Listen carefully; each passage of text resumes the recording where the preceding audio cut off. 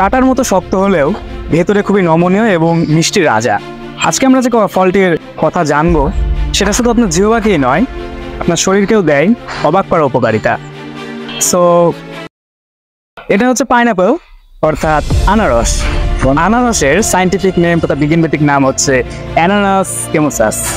500 বছরেরও বেশি সময় আগে এই আনারস দক্ষিণ আমেরিকার কোন একটা জঙ্গলে প্রথম দেখা মিলেছিল। তখন এটি ছিল রাজকীয় ফল, রাজা বাদশা ছাড়া কেউ খেতেই পারতো না।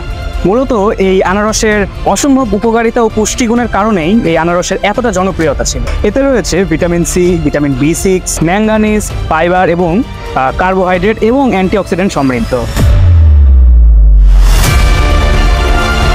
সো এই আনারসের ভেতরে আছে একটা বিশেষ ধরনের এনজাইম, নাম হচ্ছে ব্রোমেলিন, যা আপনার হজম শক্তি বাড়ায়, রোগ প্রতিরোধ ক্ষমতা বাড়ায়, এমনকি প্রোটিন বানাতেও সাহায্য করে। এমনকি আনারসকে বলা হয় জ্বরের মহোৎসব। জাস্ট একবার ভাবুন তো, এই এক টুকরো আনারস, তাতেই কত কি। অ্যাকচুয়ালি কোন কোন উপাদান, কোন কোন ভিটামিন এই আনারসে ঠিক কতটা পরিমাণে রয়েছে তা আমি ডেসক্রিপশন বক্সে দিয়ে রাখলাম। আপনাদের যদি ইনফরমেশনের প্রয়োজন হয় সেখান থেকে প্লিজ নিয়ে আসবেন। বাংলাদেশের সবচেয়ে সুস্বাদু আনারস পাওয়া যায় মধুপুরগড়, টাঙ্গাইল, সিলেট ও চট্টগ্রামে। এই যে এতক্ষণ ধরে এতগুলো পুষ্টি উপাদান, ভিটামিনের কথা যে বললাম, এগুলো কিন্তু এমনি এমনি বলবেন।